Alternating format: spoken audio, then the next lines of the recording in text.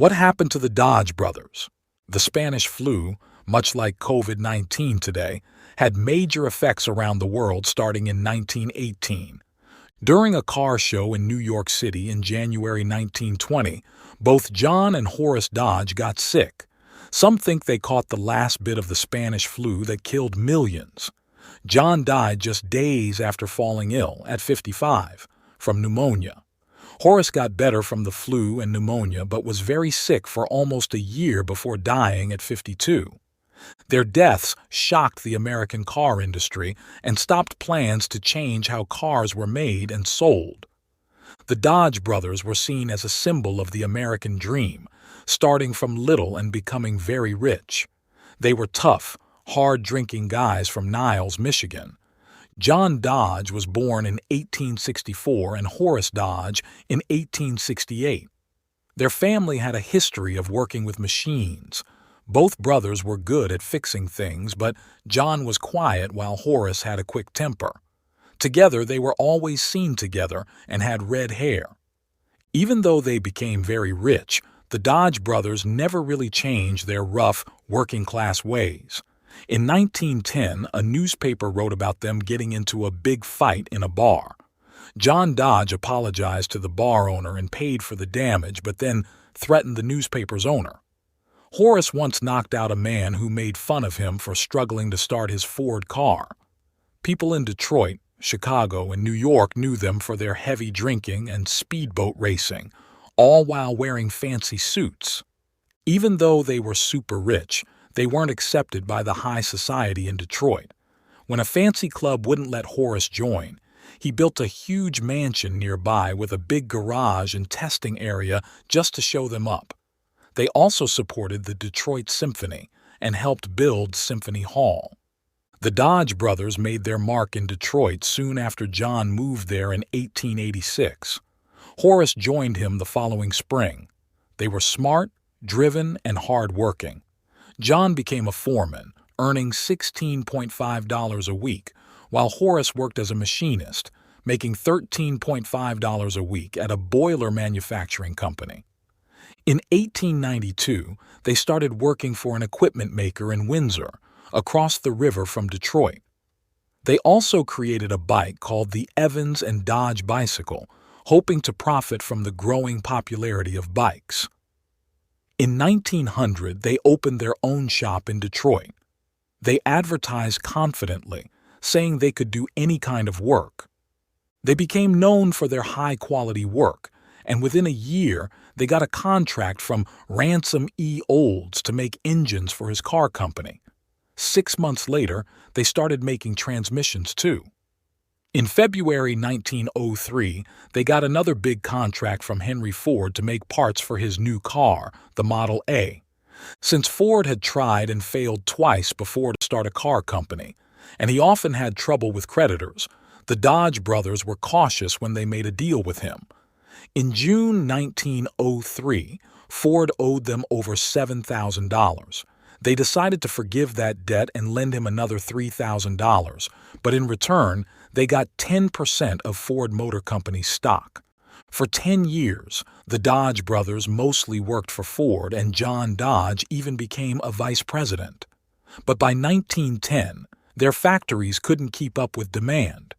So, they built a huge modern factory in Hamtramck, near Detroit. By 1913, they had 2,500 employees and were the biggest supplier of car parts in the U.S.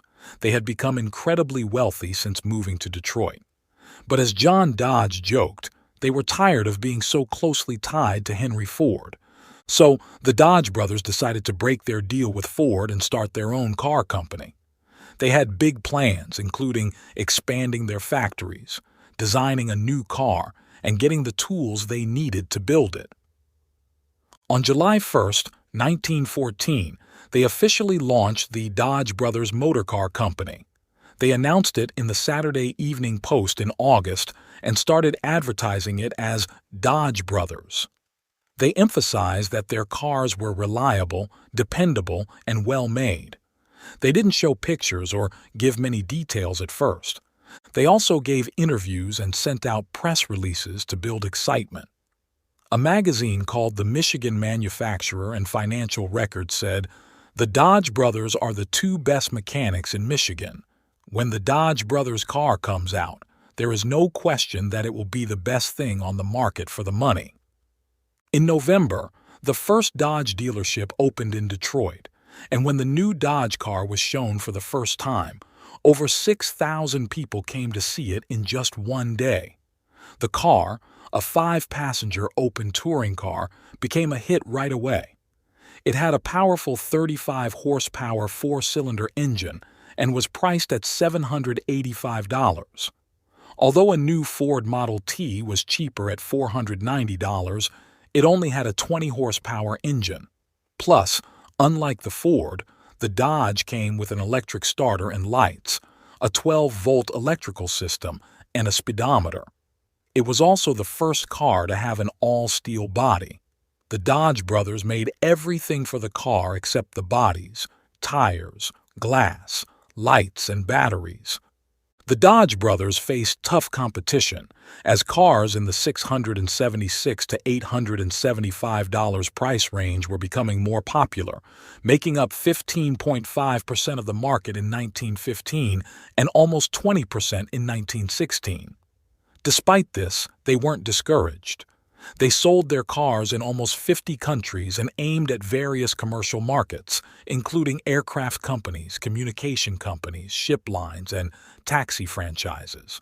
The Dodge Brothers Company started with 5,000 employees, but quickly grew to over 7,000 in just a few months. By the middle of 1919, there were 17,000 workers at their factory in Hamtramck. They were one of the only companies, along with Ford, to hire black workers. They also built the first test track on their factory grounds. Like Ford, Dodge Brothers didn't release new car models every year. Instead, they focused on making their cars better. They also expanded their range to include more types of cars and trucks.